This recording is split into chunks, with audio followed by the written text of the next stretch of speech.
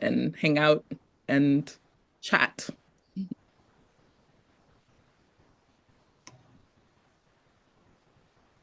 Oh, it's time. We're going. Yes, Okay. we're going. Let's Yes. go.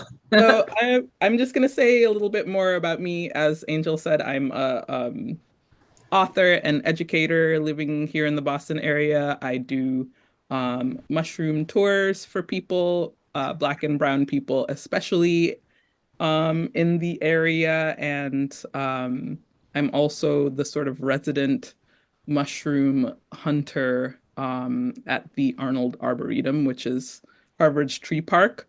So a lot of wonderful opportunities to get out and hang out with um, mass holes whenever I want Mhm, to. mhm. So I'm just gonna jump into the reading.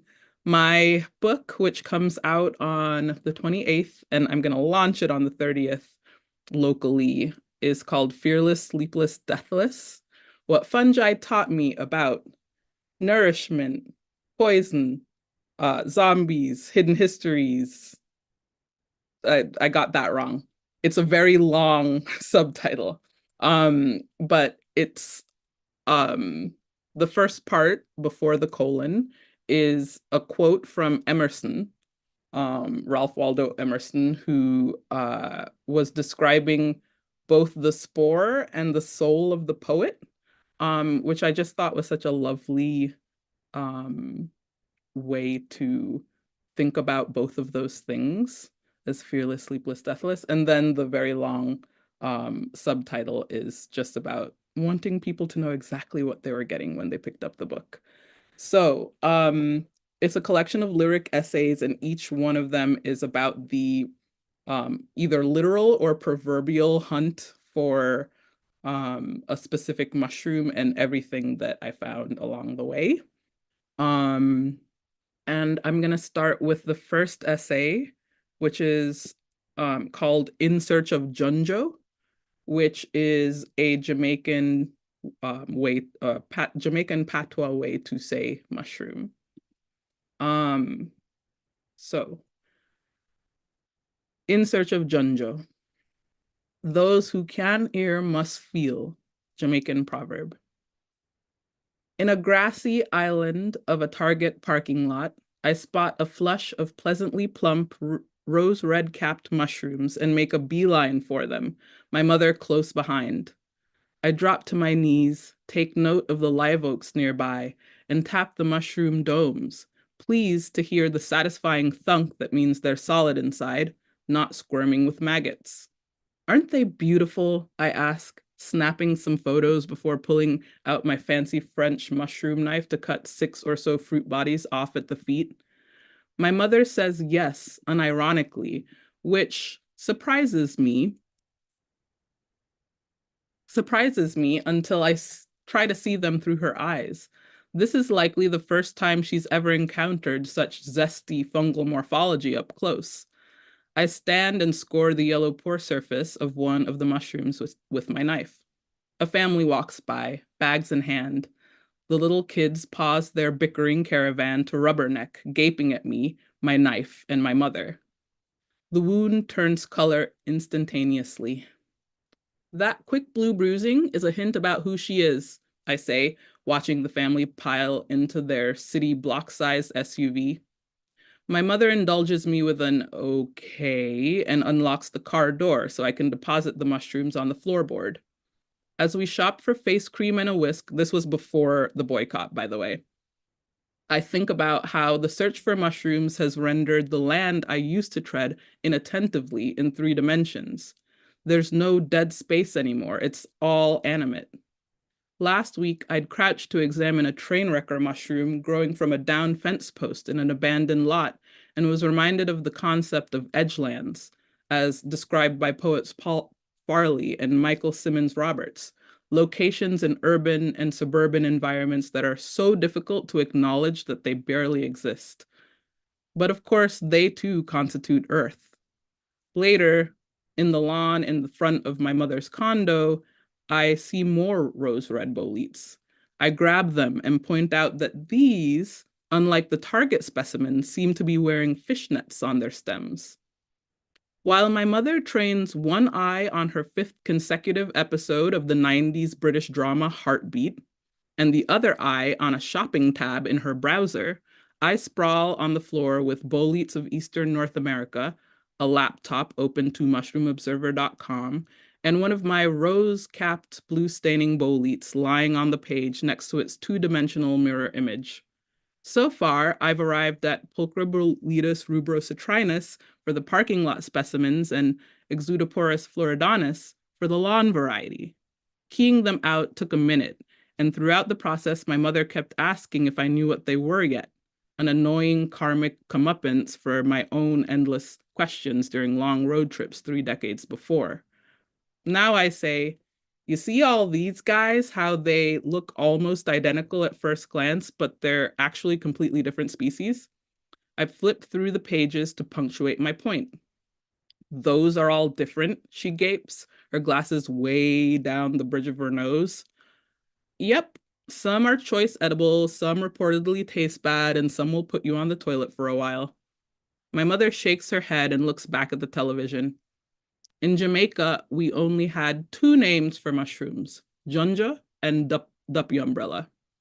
I pause mid-flip, processing what she just said. What? Those are the two categories. It was much simpler. Duppy, of course, means ghost. So duppy umbrella is a word picture akin to toadstool, but the other term had tripped my memory. Junjo, its syllables pleasingly reverberant in the mouth, sent me spinning down a Google rabbit hole, as might any offhand comment linking one's obsession to one's culture in a previously undreamt of way. This hole in the grass was quite welcome, not least because I was slated to give a talk about fungi and the African diaspora in a couple of months, and had been hunting for ways to braid my own Jamaican identity into the conversation. I'd hit a wall there, though I had a hunch that, like so much about my people, their relationships to foraging had been coded, forcibly hidden, buried, or never written about. Still, everything I had managed to find suggests that Anglophone Caribbeans just wanted nothing to do with mushrooms, to the point where they just weren't even discussed. Nevertheless, I'd heard junjo before. When I was growing up, my family used the patois word to refer to dirt or schmutz that had collected in one place, giving it an untidy appearance. This made sense because the word's more specialized usage referred to fungi that present as a fine coating on something, molds and mildews. It was a letdown if the only time Jamaicans used their most common word for fungi, they were doing so to disapprove, say, to tell a kid who had just polished off a mud pie to wash the filthy junjo off her face. But somehow I felt the word held more.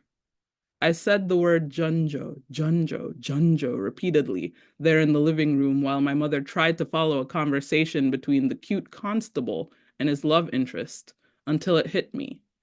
Not my mother, though I'm sure she wanted to. Huh, junjo kinda sounds like John John. What? My mother asked, distracted. Nothing. John John is the Haitian Creole word for both mushroom and the specific type of mushroom that Haitians use to flavor and dye black one of their national dishes, diri ak John John. Rice cooked in the liquid left over from boiling a dried Cythyrella or a Candoliomyces fungus with herbs and spices is, Haitians know, rice at its best.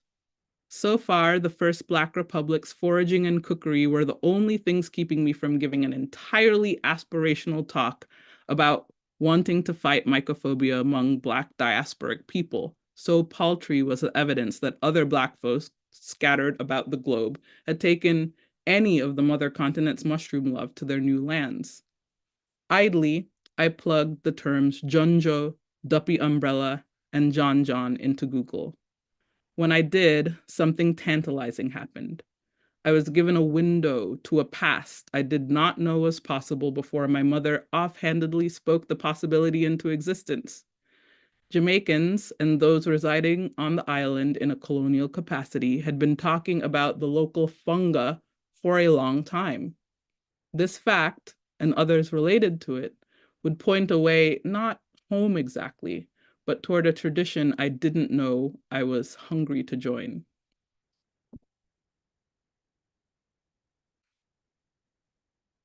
Curled fetal on sphagnum moss, I know the earth wants me back. I can feel the gravity of her hunger, how she's fixing to take the meat off my bones like a cartoon cat takes the flesh off a fish. Clean like that, so that just my scaffolding, on loan to me for these short years, bleaches slow in the leaf-dappled light. I sit on my calves, shins taking on moisture through my yoga pants. An entire universe within 10 feet of where I'm planted. If it weren't for the search for fungi, chances are the only time my head would be at this level outdoors is when I crouched to relieve myself while camping. But the search for tiny pins and camouflage fruits, the tricksters, has brought me low on my knees, my cheek against fallen leaves. I'm reminded of a Nepali hiking partner, her basket full of colorful chicken of the woods, genuflecting back at the trees as we exited the trail. Now I watch the squirrels nearby who don't read me as a threat in my stillness, wonder whether they would like to gnaw the calcium from my rib, no longer mine, a file for their ever-growing teeth. The young blueberry leaves are apple Jolly Rancher green, vivid as the unearned smile of a baby. Low bush blueberry makes up much of the underbrush here, and come July, pastel purple bird shit will encrust the blue granite.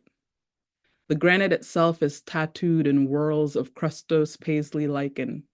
It looks as if it's cosplaying mold.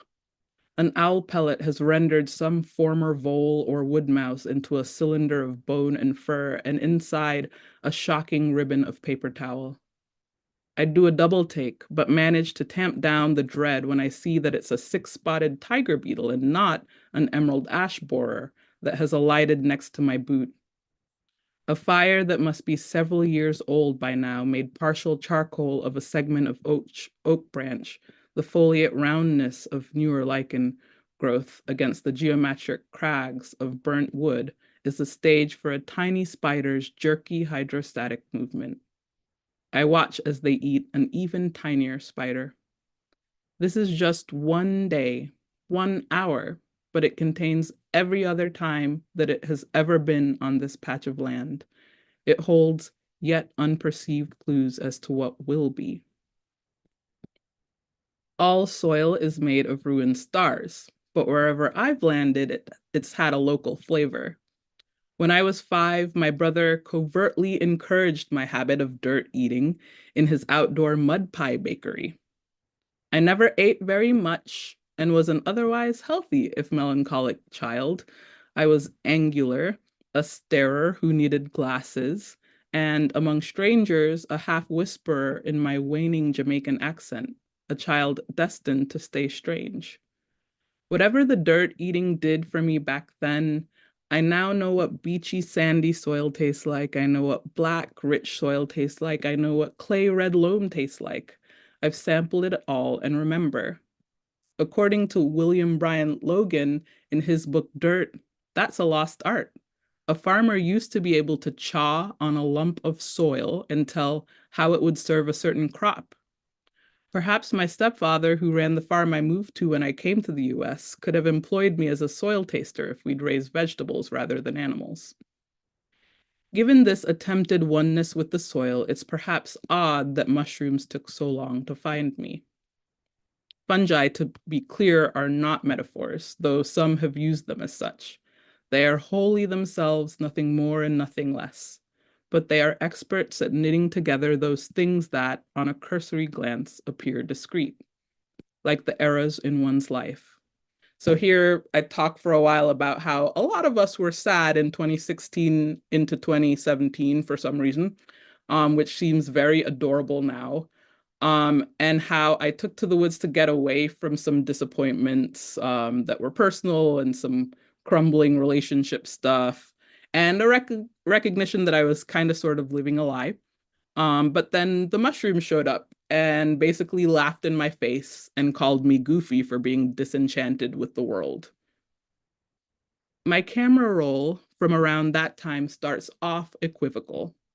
There is a photo of a hen of the woods mushroom from the city, taken, no doubt, to check with my Polish friend about whether I had what I thought I had. It's the only mushroom picture from the 2016 season, and it is very much a culinary-only affair, not taken in situ, no natural light, no loving angles, just the view from above it on the kitchen counter. Later, in autumn, that Polish friend of mine who had grown up hunting mushrooms and acted as my foraging mentor had a dinner party and sent her guests home with a peculiar favor, a paper shopping bag filled with as many hen of the woods mushrooms as they cared to schlep away. That evening, during a wine-drenched moment, I stole away to really look at the dozens of large mushrooms she'd lined up on a bench near her back door. I picked one up. It was the heftiest I'd ever held, weighing at least 15 pounds. I looked closely at the patterned leaf-like caps that give the fruits their descriptive Latin name, flipped it over and put my nose right up against the white fertile surface with its many pores, like the inside of a bone. This chitinous mass was actually stunning. The way the silvers and creams shaded into the brown zones of the pileus mesmerized me. I thought about the way their flesh squeaked upon being harvested with a knife. A deep quaff brought me the vaguely dirty animal aroma that translated to such rich umami when they were sauteed in cast iron. I searched for and found some of the structure's tenants, an orange-striped salamander coexisting with a jumping spider on the mushroom's interior terraces. If my usual move at parties had always been to find the dog or cat with which to display on the floor, I had now outdone myself by finding the fungi at which to coo, with which to cuddle. That night, G. frondosa had come into focus as something more than food, had become an organism, the mycelium, that being doing humble but essential work and making beautiful art in its spare time, a dramatics of survival in multiple acts. The fungus was using its scent and its taste of earth and its beauty and its heft and its eerie, polyphonous voice to speak questions directly into my spirit. And my answer in that moment, because it was high time I immersed myself in a non-human language to the extent that I could, was, yes, let me get my hiking boots. Under the canopy, there was no phone signal. The mushrooms hid when you first walked by, the photogenic troops periscoping from pulpy, broken wood on the side of the log that came into view only on the return. Day after day, I got on my knees to take photos of their textures and colors. I chewed and spat their flesh, the residue of their identities on my tongue. Learning each new species helped me terraform and fertilize what had been raised in my heart's landscape. If losing oneself in other people could mean sudden enclosure, a shutting out, a hastily scrawled no trespassing sign, then losing oneself in a mysterious, capacious, and ever-expanding science might mean the opposite. No gate could shut to keep me away from the worlds fungi opened up.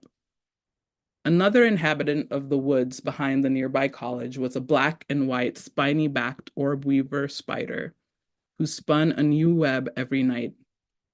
She hung upside down from her temporary home and defied my phone camera's focus, sharpening before the lens only when I placed my hand in the field so that my palm faced her underside. When I did this, a trick of the wind through the leaves brought her closer to my fingers, and when I started, the wind laughed. There are 2 crystalline portraits of her out of 100 taken. For her slipperiness, I took to calling her Anansi, imagining that hers and the mycelial webs below my feet were mirror images of one another. My camera roll gets a lot less equivocal after that. Of the 75,735 photos in my library, roughly half of them are fungal. There are dates in my life that I can only navigate toward by remembering which mushroom I photographed that day or week, reverse engineering a memory by using hyphae as the building blocks. Here was a different kind of love to feel, perhaps the closest I'll ever get to the agape variety that was supposed to animate me in church growing up. Meanwhile, the partner I lived with couldn't forgive me for disappearing in a cloud of spores. I don't blame him. Not only had I stopped co-writing the fiction of my domesticability, but I was once again going feral, turning him to a mushroom widower, inchworms vibrant in my hair, psilocybin reminding me that the day is plastic. One day in the woods, I told Anansi that I was going home. In response, I saw him take down his old web by the light of the sinking sun and set to work building a new one.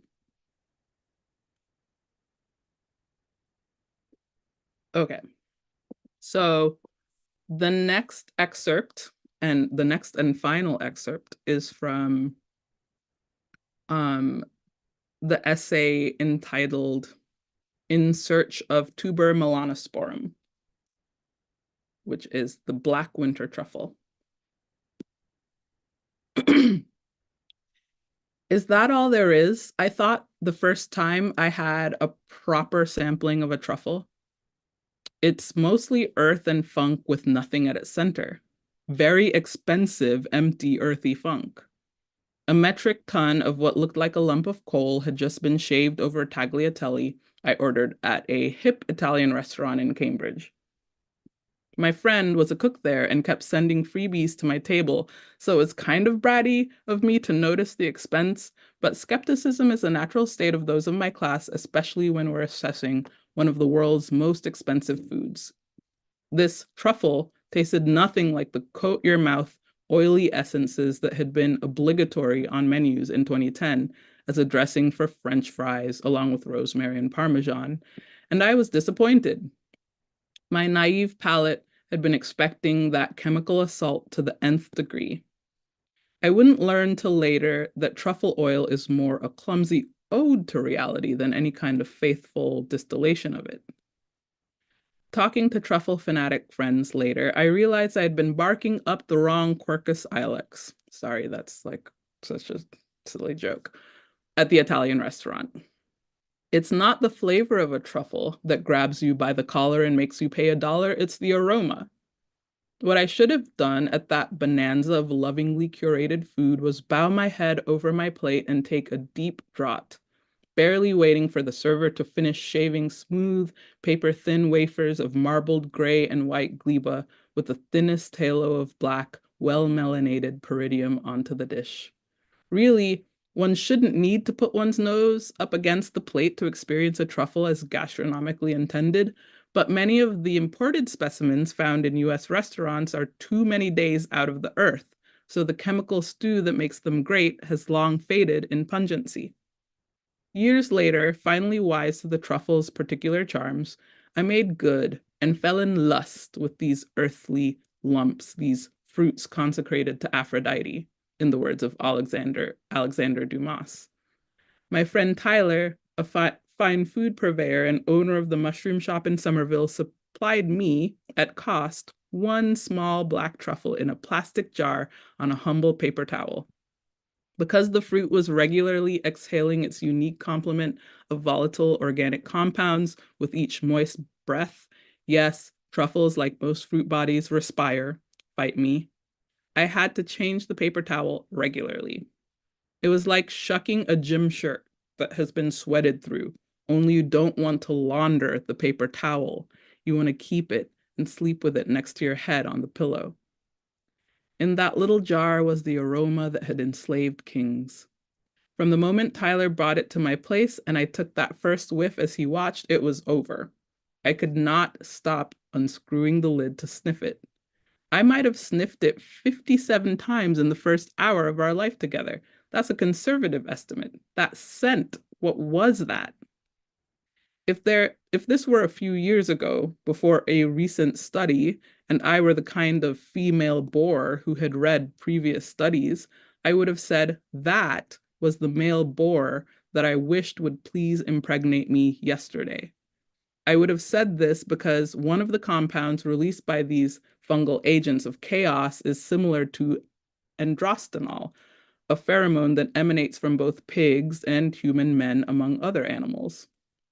While there's no denying pigs were the original truffle detectors for humans, our living, snuffling olfactory prosthetics who sometimes got away with the loot, it's not necessarily because truffles give off aromas of a boar in rut. Go figure. It turns out both boars and dogs may be more attracted to dimethyl sulfide than androstenol, which sources say is reminiscent more of cabbage and fish. and canned corn than other things.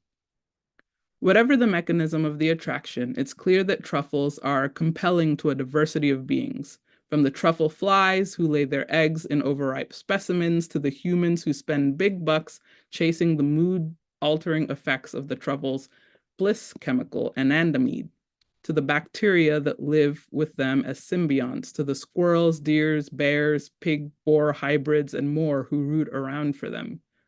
Black winter truffles have evolved to manipulate us by emitting a dizzying array of gases. Their aromas call up those of sex, dirt, garlic, petroleum, ozone, olive brine. The list of words to use to grasp at the experience goes on. A housemate said my truffles smelled like the atmosphere of an alien planet. My partner said it made him feel drunk. Everyone came back for several more deep breaths over the little jar, like they needed to confront something that had been nagging at them. To my nose, the black nugget gave garlic, motor oil, soy sauce, wine, and acetone, all beneath an overtone I couldn't name. It reminded me of going to the gas station as a kid. Petrol smells less strong now because it's processed differently, but back in the day, its pungency would have me breathing deep till I was lightheaded, looking through the back windshield as my mom pulled out of the filling station, whispering, "Till next time." Over the next several days, I offered a whiff of my truffle to anyone who would humor me. Most closed their eyes. You have to. Everyone paused thoughtfully as they sniffed, smiled, the smile of one recalling a powerful memory that is nonetheless reluctant to fully form, then puzzled over what exactly that was. It was only when I urged them on that my subjects would fix words to the olfactory experience. The next morning, ready to re-encounter another of the truffle's aspects, I shaved some of mine onto steaming scrambled eggs. The heat from the protein had the effect of sending tuber fumes into my face, enough to make me groan, and I took a big, greedy bite. And reader, what did I taste? What played on the old buds like it had always known them well? Nothing, and a bunch of it at that. It was as if the fruit body's essence had evaporated upon contact with my tongue, like I'd been had by a practical joker, or been touched by a spell, daring me to explain how a scent so intense could be so imperceptible in flavor. In just about every other encounter with food, flavor is generally determined by scent, but my partner could taste the absence too, like an edible riddle, deus obscunditis, or a lover who will whisper you to the edge, but who simply can't touch you, not where you want them to anyway. An industry insider I spoke with said that this was the open secret among purveyors and their clientele, that the truffle is an experience, not a food. You're buying an idea, a brief essence, a marker of luxury, the notion that someone was out in the woods to hunt this for you with a dog. It's sort of amazing how much cultural cargo these nuggets of empty, earthy funk can carry. Dumas, whom you'll remember from having written The Three Musketeers, also loved to write about fine cuisine. He called the truffle the gastronomic holy of holies. I get it. There's something sacred about the ability to be stumped in this day and age, to live for one deep breath in a question. Truffles trade in the ineffable. Their currency is scent. Unlike other sensory information, smell is hardwired into the limbic system, writes Rowan Jacobson in Trufflehound, the obsessed author attempting to give a neurological explanation for why it's so difficult to process the hold truffles have on us. Scents bypass the higher brain, instantly imprinting on emotion and memory without interpretation. This is one way to say their aroma can inspire mindless longing, that they practice a form of olfactory hypnosis. Before we became such a complex profusion of cells, we were driven by chemical impulse, which a truffle knows better than anyone. That's why they fetch the prices they do, why animals will harm themselves to unearth a fruit, why truffle hunters are poisoning one another's dogs, why suspected truffle thieves in French orchards get shot, why I brought that truffle everywhere I went for days, even driving with it down the entire eastern seaboard, like a talisman, like a security blanket, like a holy, holy tribute to the primordial cells in me that have operated under impulse power toward their chemical quarry since near the beginning of time. Why? I asked a stranger from the internet if I could come visit her truffle farm in the Virginia Piedmont. And that's the reading. Yes, I loved it. There was so many good stories in there. I loved it. Especially, I can relate to the eating dirt as a youngster. I also was like a dirt eater. Like I love sand, like the way it like was in my teeth. I was just like, I tried my grandparents' farm, like, and I had no idea that that farmers used to know. That's a really cool fact, Yeah. and says a lot about how far things have changed, with our soil health. Indeed. But yeah, just beautiful work. And does anybody have any kind of questions like right out of the gate? Um, we'll announce the giveaway. Thank you, Sheila. Oh, Sheila. Yeah, so I did choose Melissa, but I see Melissa dropped off. So we'll do another number, pick a different number. Let's see. For the book giveaway. Let's see. Tycho ATX. You have won yourself Maria's new book. So I will just need to get your name and address, and you can message to the info email if you don't have it. But yeah, I'm excited to read the full book. And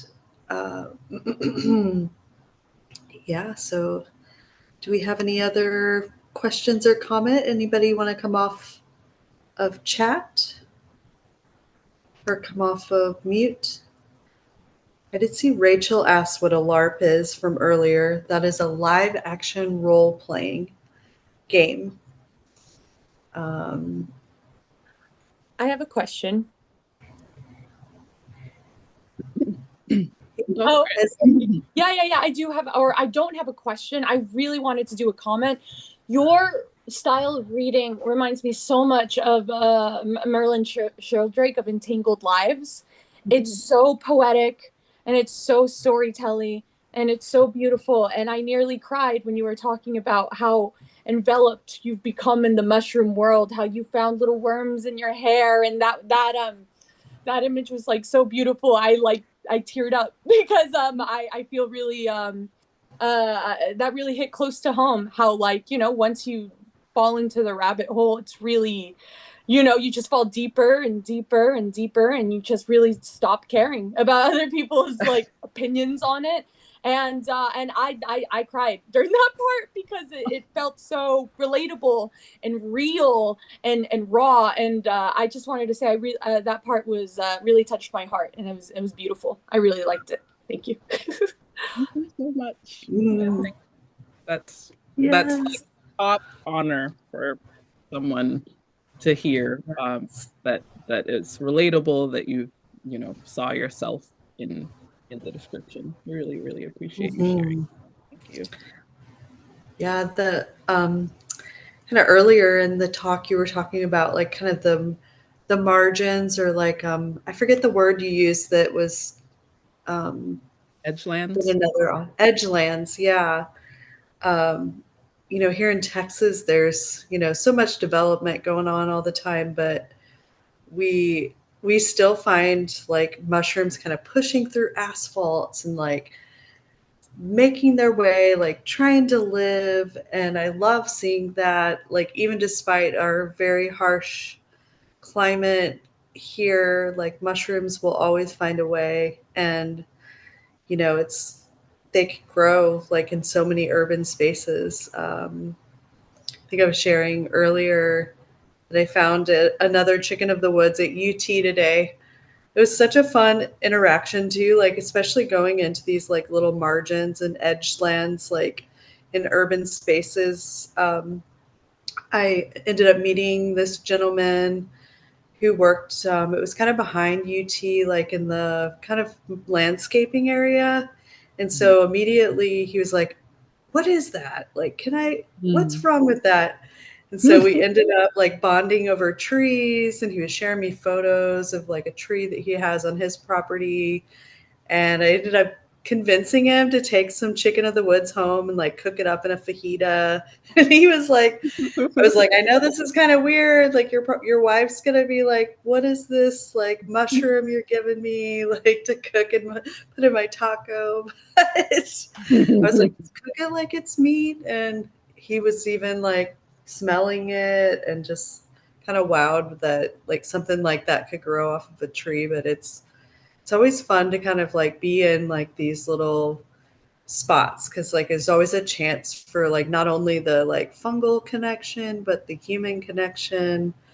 And yeah, like, but again, I also love being like where I don't hear any like noise from like the industrial age, where you're just sort of lost, like floating and kind of forget even where you are. Like that's like one of the euphoric parts about being a mycophile, is just kind of getting lost in that network. And it sort of doesn't even matter. You're like, it doesn't even matter if I like time, space, whatever. Or if I find what I went in looking for, or if, yeah, Mm-hmm. or if I make dinner, like Yes.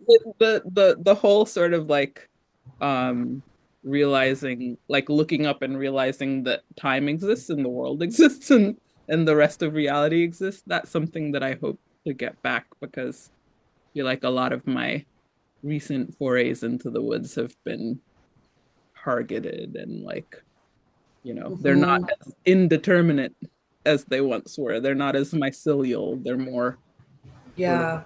jobby. Yeah. Like sort of educating getting other people tapped in. I Mm. feel you there. But yeah, does anybody else have any stories or comments they want to share tonight before we say goodnight?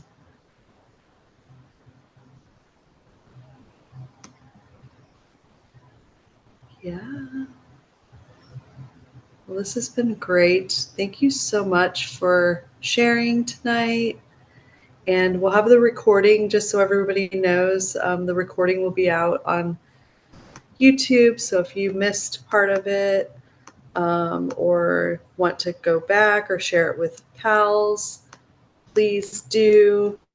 Tell everyone about this wonderful book, and we will yeah, it'll be, I guess, shipped on the 20 or 30th. Yeah, people have been getting it. I Oh was wow. very surprised to see that someone had it on Friday. And people have been sharing on the Instagram, where you can follow me for updates about when I Yes. might be coming to Texas in person and reading a different part of the book, at A Raven's Grace or mariapinto.net. Um, Yeah, yeah. we'd love to have you in Texas anytime you come through. I have guest rooms. We'll host you, maybe do some, um, it's always a crapshoot here as far as rain goes, but we find so many ways to do mycology here. So, Oh yeah. I'm not afraid of rainlessness, as a veteran of drought up here, and also as a person who needs walks in the winter. Um, so mhm. I'm very comfortable with dots on sticks and crusts and rusts and things. Yes, Yeah. yes. Awesome. We have our Texas star season coming up too. So winters are always good for seeing a little hissing mushroom. Oh. All right. Well, everyone, have a good rest of the night. And thanks again, Maria, for joining us. And we'll talk to everybody soon. Okay. Bye. Have a good one, everyone.